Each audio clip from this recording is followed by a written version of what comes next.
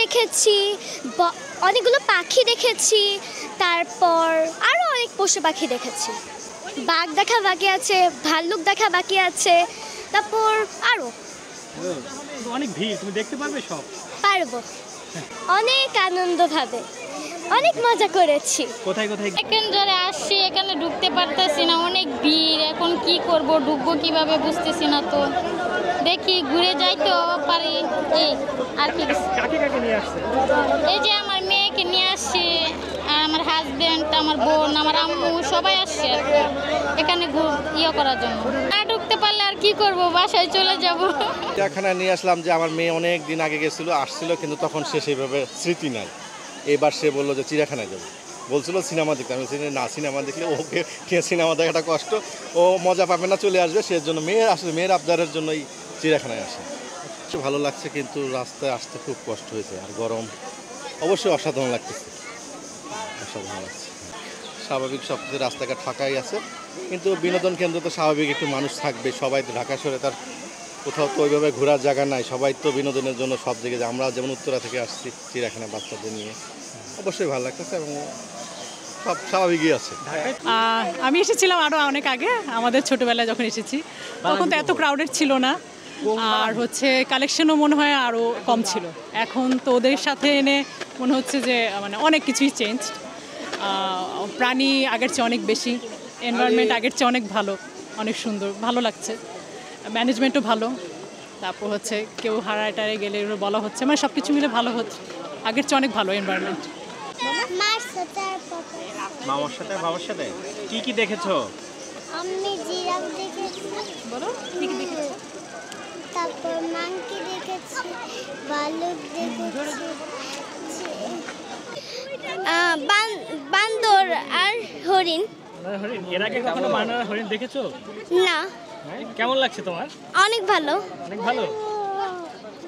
আরো আসতে চাও? হ্যাঁ। তোমার নাম কি? মারিয়াম। মারিয়াম। হরিণ দেখেছি, বানর দেখেছি। চিড়িয়াখানা আসছে আমাদের বাসার কাছাকাছি, এখানে পরিবার নিয়ে ঘুরতে আসা যায়। আর দ্বিতীয় দূরে অন্য জায়গায় বিভিন্ন রকম সমস্যা থাকে, পরিবার নিয়ে যাওয়া যায় না। এখানে পরিবার নিয়ে আর বাচ্চারা পশু পাখি দেখে আর কি, দেখে অনেক কিছু শিখতে পারে, এই জন্য আসা আর কি। এখানে আসলাম, দেখলাম, ভালোই লাগলো, কিন্তু ডিপ টিউবওয়েলের খুব সমস্যা। ডিপ টিউবওয়েলের সমস্যা সমাধান করার জন্য আপনারা চেষ্টা করেন। আমি এর আগে আরও 2বার আসছিলাম, পশু পাখি অনেক ভালো ছিল এবং পরিবেশও অনেক ভালো ছিল। এবার চিড়িয়াখানায় এসে বেশি একটা ভালো লাগলো না পরিবেশটা, এবং পশু পাখি অনেক কমে গেছে। তো অনেক ভিড় এখানে, তো ঈদের পরে তো এমনিতেই মানুষের সমাগম বেশি হয়ে থাকে সাধারণত। আজকে মনে হয় তুলনামূলক অন্যান্য বারের থেকে বেশি ভিড়। আর একটা জিনিস এখানে লক্ষণীয় যে আগে যেরকম প্রাণী ছিল এখন সেরকম প্রাণী এখানে দেখতেছি না। যেমন দেখলাম ক্যাঙ্গারু মাত্র একটা, বা অন্যান্য যে প্রাণীগুলো এর আগে এসে দেখেছিলাম সেই পরিমাণে প্রাণী দেখতে পেলাম না। সেক্ষেত্রে আরও কর্তৃপক্ষের কিছু মানে হয়তো একটু দৃষ্টি দেওয়া দরকার আর কি। এখানে মজা পাইছে। ঢুকতে কিরকমের বেগ পাওয়া যায়? হ্যাঁ, ঢুকতে প্রায় আধা ঘন্টার উপরে লেগে গেছে ঢুকতে। আমাদের টিকিট কাটা থেকে শুরু করে, তারপর আমরা সিরিয়ালে দাঁড়ানো থেকে শুরু করে অনেক হয়ে গেছে। হ্যাঁ, মানে মাত্র আসলাম তো, ভিতরে পরিস্থিতি দেখা যাইতেছে যে অনেক ভিড়। তারপরে দেখা যাক কী করা যায়, এখনো যাই না ভিতরে। এগুলো আমাদের সারা বছরে করে অভ্যস্ত, তো মানে প্রতি বছরে এরকম হয়ে থাকে। আমরা আগের থেকে আমাদের দিক নির্দেশনা থাকে যে কীরকম লোকজন হবে, তার থেকে আমাদের বাড়তি নিরাপত্তা দেওয়া থাকে। ছুটি বন্ধ করা হয়, মানে আমাদের যতগুলো লোক আছে সবারই ছুটি বন্ধ। এগুলো আমরা সেফটিভাবে ওই বিষয়ে ডিউটি করতেছি আমরা সবাই। সকাল থেকে সন্ধ্যা পর্যন্ত আমাদের 3টে পর্যন্ত ডিউটি শেষ হইতো, এখন আমরা 6টা বন্ধ করি।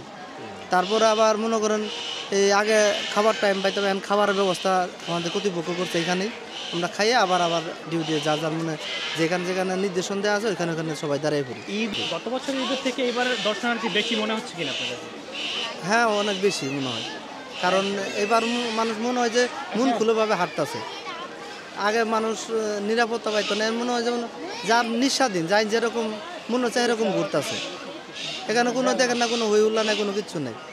আমাদের মতো আমরা ডিউটি করতেছি, এখন মতো হেরা ঘুরতেছে।